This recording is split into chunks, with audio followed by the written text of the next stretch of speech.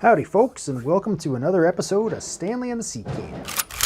So I was doing some doom scrolling the other day, and I saw that our buddy Runkle of the Bailey had made a video about something called a Byrna, little less lethal pistol thing. And he's talking about the legalities of it, whether it's cool, whether it's not, whether you're going to get away with defending yourself with it or not, all these different interesting points.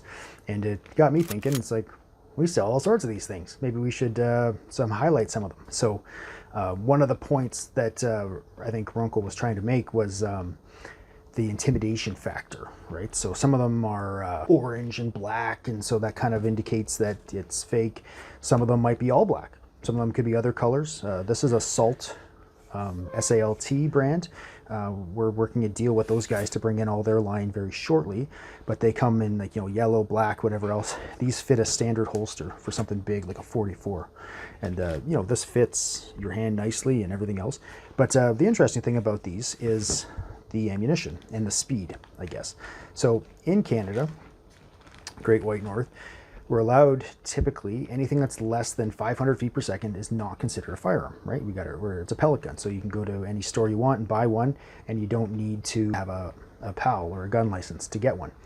Doesn't mean you can't hurt someone with it, doesn't mean you can't kill someone with it, doesn't mean you can't get in trouble and go to jail for playing with it. But these are some options we got for you. So the Byrna one that Runkle was showing us, it's relatively slow, and so it was like 200 or 300 feet per second. So we can see, here, this guy here, the HGP, this is Umerix brand. So we got all these stuff, 360 feet per second. And then this guy here is right up to 485. So that's kind of like right pushing that bleeding edge of how fast it can go without being a gun. They come in different calibers. So some of them are 68 cal. I believe both of these are 68s actually. And some of them are 50 caliber. And this is certainly a 68. You can see there, a nice pump action shotgun. And the SALT is pump action. So kind of what you get with these things is the options of how the magazine capacity works.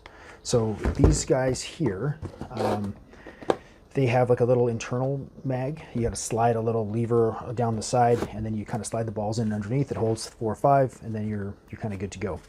As for the CO2, it runs on. These are both going to run on your standard 12-gram CO2s, and they've got this interesting button thing on the end, kind of like this SALT gun here. We can see. So you could have your CO2 in there.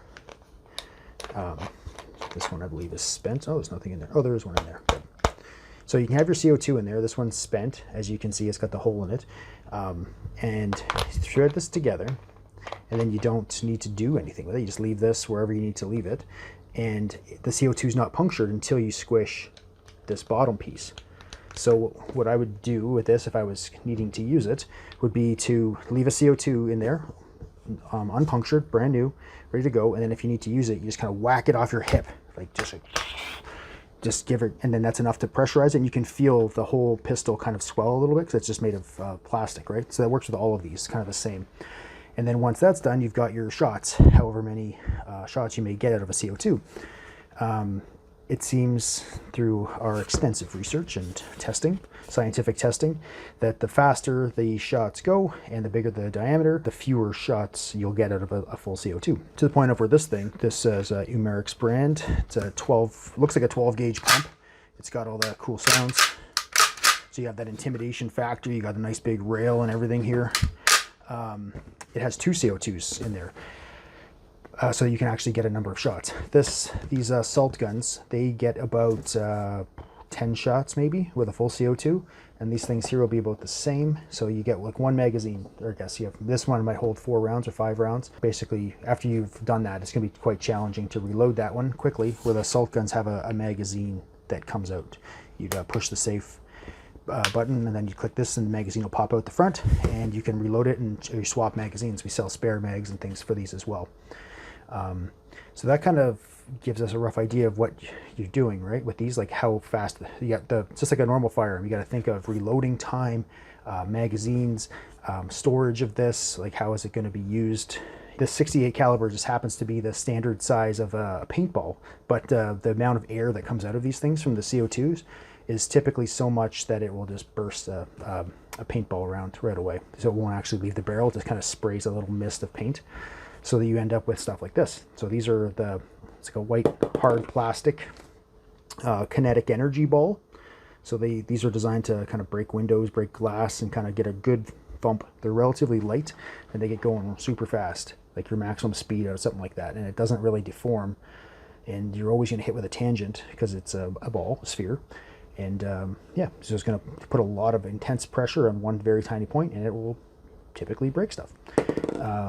The other option you typically get is a black plastic or rubber. This is like a soft rubber. I know it sounds the same, but this is substantially heavier. It's almost twice the weight of this white plastic one, I would say. And they bounce like crazy. So they can't really squish it too much, but believe me, if you were to project one through one of these types of firearms in a safe place, of course, it would bounce off a hard surface like metal or wood or concrete or something like that, and just keep going. And the third option is something like this. This is your powder ball. So in Canada, we're not allowed to have balls that are full of things like mace or pepper spray or tear gas or anything else. So you see all that kind of stuff available in the States in 68 caliber and 50 caliber. But this here is, you can kind of see it through the thing. There's it's a relatively thick plastic. Here, maybe I'll find my my cutting arrow, and I'll cut it open for you so you can see. It's oh, there we go. So it's burst open now, and it's full of this kind of nasty white powdery stuff. Really super fine. It gets everywhere, and you know, look how thick this plastic is. It's like, it's thick as a ping pong ball, or thicker actually. So it's quite.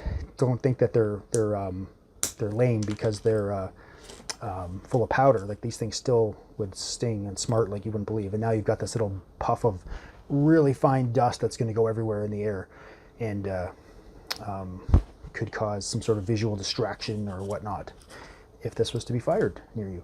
So watch the video that Runkle puts out. He's given us the legalities and what you can and can't do with these. Technically, these are for sale as target practice type things. So you can use them for target practice in a safe range area, and that's about it. But I guess there's other options that could be done with them if you're willing to go those routes. But yeah, so this is kind of the array of things that we sell. And for, like Runkle was saying, the different intimidation factors, like if someone's pointing this at you, it's all black, you don't really know what's in there. You're probably going to think twice. But if something's pointing like a fluorescent yellow or orange and black thing at you, you might think that it's some sort of less lethal type thing. Yeah, so once again, we've got all these different options. We brought these in a while ago, and we weren't sure. Sometimes they sell in waves, I guess. Sometimes everyone wants one, and then no one wants one. But yeah, we're going to make a deal with Salt to bring in a whole bunch more of these, this style here, the nice big ones.